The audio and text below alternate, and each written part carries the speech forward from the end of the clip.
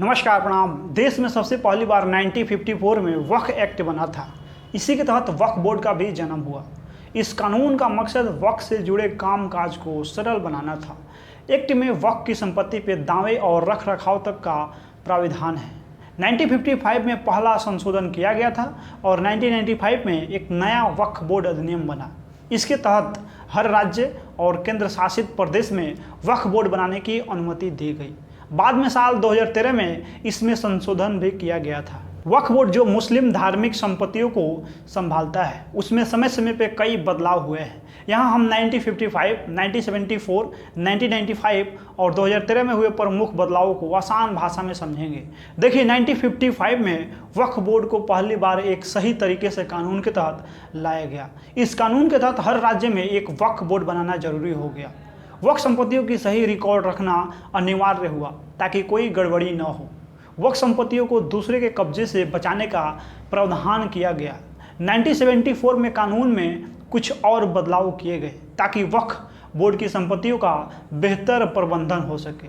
वक्फ संपत्तियों की देखभाल और विकास के लिए नए नियम बनाए गए। सरकार का निगरानी तंत्र मजबूत किया गया ताकि वक्फ बोर्ड सही तरीके से काम कर सके।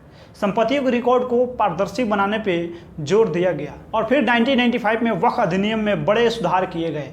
1995 में एक केंद्रीय वक्फ परिषद बनाई गई जो राज्य वक्फ बोर्डों को सलाह देगी। वक्फ संपत्तियों का सर्वेक्षण करना अनिवार्य किया गया ताकि सभी संपत्तियों का सही आंकड़ा मिल सके। वक्फ संपत्तियों की सुरक्षा और पारदर्शिता के लिए सख्त नियम बनाए गए और फिर 2013 में वक्फ संपत्तियों की सुरक्षा और बोर्ड के कामकाज में सुधार के लिए नए बदलाव हुए। इसमें वक्फ संपत्तियों को अवैध कब्जे से बचाने के लिए सख्त कानून बनाए गए। राज्य वक्फ बोर्डों को अधिक अधिकार दिए गए ताकि वे संपत्तियों का सही प्रबंधन कर सके। वक्फ संपत्तियों की सार्वजनिक सूची बनाना अनिवार्य हुआ ताकि सभी जान सके कि कौन सी संपत्तियां वक्फ बोर्ड की है।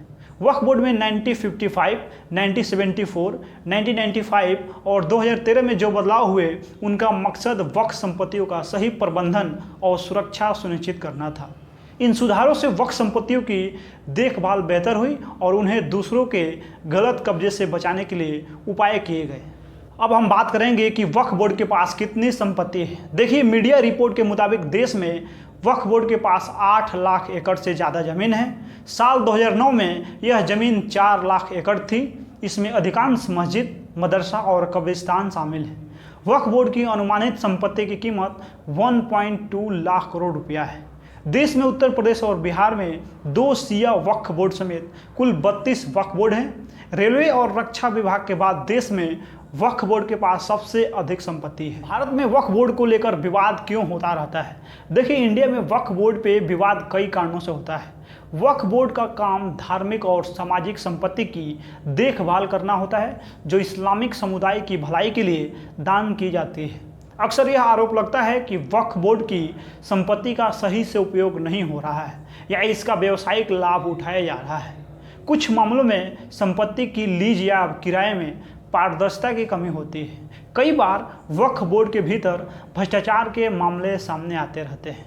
बोर्ड के अधिकारियों पर आरोप लगते हैं कि वे निजी स्वार्थ के लिए संपत्ति का गलत इस्तेमाल करते हैं, जिससे बोर्ड की विश्वसनीयता पे सवाल उठते रहते हैं।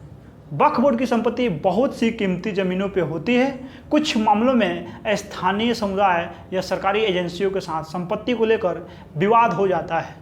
कुछ संपत्तियों पर अतिक्रमण की कोशिशें भी होती है। वक्फ की संपत्ति के मामले में कई बार कानूनी प्रक्रियाएं जटिल होती हैं। संपत्ति के हस्तांतरण, लीज या विवादों का निपटारा करने में अदालत में लंबी खींचतान हो जाती है।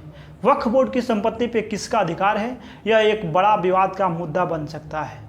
कुछ संपत्ति पे समुदायों के बीच आपसी विवाद होते हैं, जबकि कुछ मामलों में सरकार द्वारा वक्फ बोर्ड की संपत्तियों का अधिग्रहण भी विवाद का कारण बनता है। वक्फ बोर्ड में अक्सर धार्मिक और राजनीतिक हस्तक्षेप भी देखा जाता है, जिससे बोर्ड के फैसलों पे प्रभाव पड़ता है और विवाद की स्थिति उत्पन्न होती रहती है।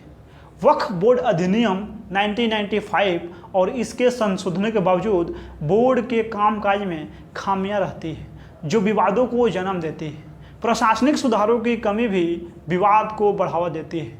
इन विवादों को सुलझाने के लिए कड़े नियम पारदर्शिता और बोर्ड के कामकाज की निगरानी जरूरी है। दरअसल अगर कोई संपत्ति एक बार वक्फ घोषित हो जाती है तो हमेशा ही वक्फ रहती है। इस वजह से कई विवाद भी सामने आए हैं। अब सरकार ऐसे ही विवादों से बचने की खातिर संशोधन विधेयक लेकर आई है। विधेयक के मुताबिक मुस्लिम महिलाओं को भी बोर्ड में प्रतिनिधित्व करने का मौका मिलेगा। 2022 में तमिलनाडु के वक्फ बोर्ड ने हिंदू के बसाए पूरे थिरुचेंदुरई गांव पे वक्फ होने का दावा ठोक दिया। बेंगलुरु का ईदगाह मैदान विवाद, इस पे 1950 से वक्फ संपत्ति होने का दावा किया जा रहा है। सूरत नगर निगम भवन को वक्फ संपत्ति होने का दावा किया जा रहा है। तर्क यह है कि इसे मुगल काल में सराय के रूप में इस्तेमाल किया जाता रहा है। कोलकाता के Tollygunge club, royal Kolkata golf club और बेंगलुरु में आईटीसी विंडसर होटल के भी वक्फ भूमि होने का दावा है। सरकार का तर्क है कि 1995 में वक्फ अधिनियम से जुड़ा मौजूदा विधेयक है, इसमें वक्फ बोर्ड को अधिक अधिकार मिले हैं। 2013 में संशोधन करके बोर्ड को असीमित स्वायत्तता प्रदान की गई। सरकार का कहना है कि वक्फ बोर्डों पे माफियाओं का कब्जा है। सरकार का कहना है कि संशोधन से संविधान के किसी भी अनुच्छेद का उल्लंघन नहीं किया गया है। इससे मुस्लिम महिलाओं और बच्चों का कल्याण होगा। असदुद्दीन ओवैसी ने सरकार को मुसलमानों का दुश्मन बताया है। कांग्रेस ने इसे संविधान का उल्लंघन बताया है, तो वहीं मायावती ने कहा है कि संकीर्ण राजनीति छोड़कर राष्ट्र धर्म सरकार को निभाना चाहिए। बाकी इस वीडियो में आप लोग अपना प्रतिक्रिया दे दीजिए, आप लोग अपना राय दे दीजिए। मिलते हैं अगला वीडियो में। बहुत बहुत धन्यवाद।